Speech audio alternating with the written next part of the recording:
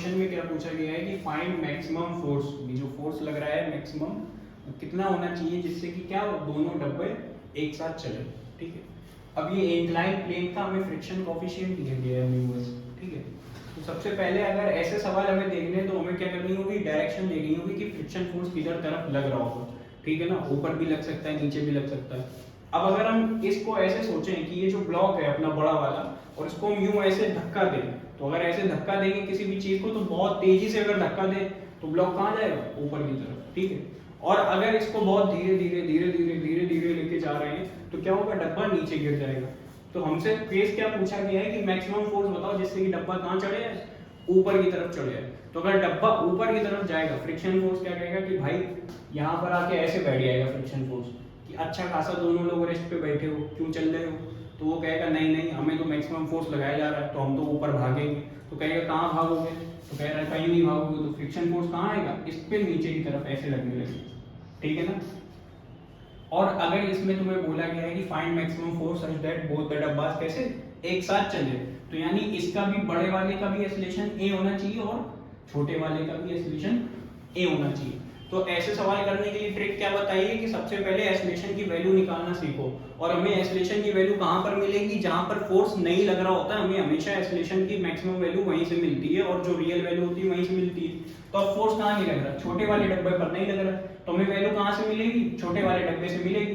तो हम क्या करते हैं, छोटे वाले डब्बे की एफडीडी बना लेते हैं। ये क्या है, अपना छोटा वाला डब्बा है। ठीक है, और यहाँ पर ऐसे करके यही बनाते हैं, डब्बे पर बनाते हैं तो ज्यादा सही से पता चलेगा कि अब देखो यहाँ पर क्या है, ये तुम्हारा कॉन्टैक्ट सरफेस है तो नॉर्मल रिएक्शन ऐसे लग रहा होगा, और ये वर्टिकल है ना, तो ये वर्टिकल से एंगल क्या बन रहा होगा, थीटा। और ये क्या है तुम्हारा फ्रिक्शन फोर्स लग रहा है, और ये हॉरिजॉन्टल से एंगल कैसा बना रहा होगा, थीटा। और ये वर्टिकल के अलोंग नीचे की तरफ कौन सा लग रहा होगा, स्मॉल एम जी लग रहा होगा। ठीक है ना।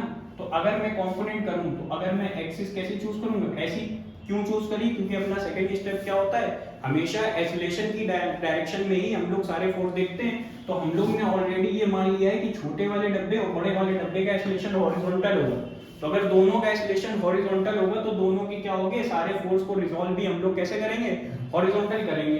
अब हम इस पे बना के देख लेते हैं कि अपना नॉर्मल रिएक्शन कैसा लग रहा है, ऐसा एंगल थीटा पर, और स्मॉल एम जी इधर लग रहा है और फ्रिक्शन फोर्स इधर साइड में लग रहा है, सच दैट ये एंगल क्या है, थीटा। हम क्या करेंगे, इसके कंपोनेंट करेंगे। तो कंपोनेंट में हम लोग का क्या आएगा, यहाँ पर आएगा एफ एस कॉस थीटा और प्लस का एन साइन थीटा, है ना। और इधर तरफ क्या आएगा, एन कॉस थीटा, और नीचे की तरफ क्या आ जाएगा, F S sine theta. y direction की अगर इक्वेशन लिखूं तो y डायरेक्शन में बताओ कोई एक्सेलरेशन है, नहीं। तो y डायरेक्शन में ये जो दोनों फोर्सेस के कंपोनेंट्स हैं वो क्या करेंगे, एक दूसरे को बैलेंस। तो अगर बैलेंस करेंगे तो मैं क्या लिखूंगा, n cos थीटा प्लस का fs sin theta, sorry n cos theta is equal to fs sin theta plus का क्या, mg। तो ऐसे सवालों करने के लिए क्या बताया, mg को एक साइड में लिख लो। तो mg की वैल्यू क्या निकल के आएगी, fs sin थीटा माइनस का n cos थीटा। ये आएगी कि नहीं आएगी, तो हो गई अपनी इक्वेशन नंबर 1। भाई mg को इधर लिख लिया, fs को उधर लेके चले गए। ठीक है, mg की वैल्यू क्या आएगी, n cos theta, sorry minus का fs sin थीटा, ये आएगी। ठीक है, ये वैल्यू किसकी आ गई, mg की। अब x डायरेक्शन में देखेंगे तो ये दोनों फोर्स मिलके इसको क्या दे रहे हैं, एक्सेलरेशन दे रहे हैं, क्योंकि हॉरिजॉन्टल में हमने एक्सेलरेशन a दी नहीं, हम लोग ने अज्यूम करी। तो x डायरेक्शन की अगर इक्वेशन लिखेंगे तो वो क्या लिखेंगे, fs cos थीटा प्लस का n sin theta is equal to क्या, स्मॉल m इनटू a। ये आ गई इक्वेशन नंबर 2। अब हमें इसको सॉल्व करना है, तो सॉल्व करने के क्या करो, एक टाइम दोनों को डिवाइड कर दो। तो जो दोनों को डिवाइड करोगे तो इक्वेशन नंबर 1 को जब 2 से डिवाइड करोगे तब क्या निकल के आएगा, fs cos थीटा प्लस का n sin theta is equal to क्या, ma। और इससे डिवाइड करो किसको, इस वाली इक्वेशन को, तो n cos थीटा माइनस का fs sin theta is equal to क्या, mg। यही तो होगा, m से m कटेगा और fs को मैं क्या लिख दे रहा हूँ, म्यू n, और fs को क्या लिख दे रहा हूँ, म्यू n।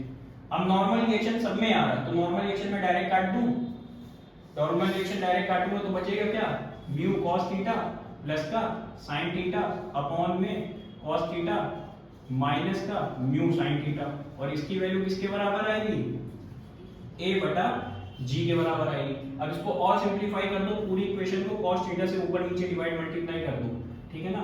जब ये सब काम करोगे तब तुम्हारा क्या निकल के आएगा, ये cos थीटा से cos थीटा जाएगा तो यहाँ पर तुम्हारा आएगा tan थीटा प्लस का म्यू अपॉन में 1 minus mu tan theta is equal to क्या, a बटा g। तो a की वैल्यू क्या निकल के आएगी तुम्हारी, g tan theta plus mu upon में 1 माइनस म्यू tan थीटा। ये किसकी वैल्यू आ गई, एसलेशन की आ गई। अब मैंने क्या बताया, ये हम लोग के पास किसकी वैल्यू निकली, एसलेशन की। हमें मैक्सिमम फोर्स की तो चाहिए, तो मैक्सिमम फोर्स के लिए क्या करो, बड़े वाले डब्बे की एफबीडी बनाने का कोई फायदा नहीं, डायरेक्ट सिंगल बॉडी मानो। तो जब सिंगल बॉडी ट्रीट करोगे तो ऐसे मानोगे कि ये कैपिटल एम था, ये स्मॉल एम को और सिंगल बॉडी मान लिया, तो ये capital M plus small M का मास, ये एफ का फोर्स इधर एक एसलेशन से जा रहा है। तो नॉर्मल रिएक्शन फ्रिक्शन कैसे हो जाएंगे, घर घर की लड़ाई, तो उन्हें हम क्या कर देंगे, नेगलेक्ट। तो यहाँ पर हम डायरेक्ट लिख देंगे एसलेशन को, क्या ले जाने वाला फोर्स क्या है, एफ अपॉन में capital M plus small M. क्या हम ए की वैल्यू निकाल चुके हैं, हम बस ये ए की वैल्यू बस इधर डालेंगे। तो एफ की वैल्यू क्या आएगी, capital M plus small M into A. तो एफ की वैल्यू क्या आएगी, capital M plus small M into A की वैल्यू क्या आ जाएगी, जी tan थीटा प्लस का म्यू अपॉन में 1 माइनस म्यू tan थीटा। तो ये तुम्हारा क्या होगा, मैक्सिमम फोर्स होगा, मैक्सिमम फोर्स जिससे कि क्या है, दोनों डब्बे एक साथ मूव करें। अगर मिनिमम फोर्स पूछा गया तो मिनिमम फोर्स की जगह हम लोग क्या मानेंगे कि ये जो है बहुत धीरे धीरे लेके जा रहा है, बहुत धीरे धीरे लेके जा रहा है, बहुत धीरे धीरे लेके जा रहा है। अगर बहुत धीरे धीरे लेके जाएगा तो ये वाला डब्बा क्या है, नीचे खिसक जाएगा। तो ये वाला डब्बा जब नीचे खिसकने लगेगा, फ्रिक्शन जाएगा कहाँ जा रहा है, नीचे ना रहो, तो फ्रिक्शन इसको रोक के रखेगा ऊपर की तरफ, तब फ्रिक्शन ऊपर लगने लगेगा। तो जब ऊपर लगेगा, अब मैक्सिमम में यहाँ क्या होगा, सेम रिजल्ट आएगा, बस यहाँ माइनस हो जाएगा, यहाँ प्लस हो जाएगा। तो ये काम होमवर्क में कर लेना, ठीक है ना, ठीक है। तो इसको ऑफ करो।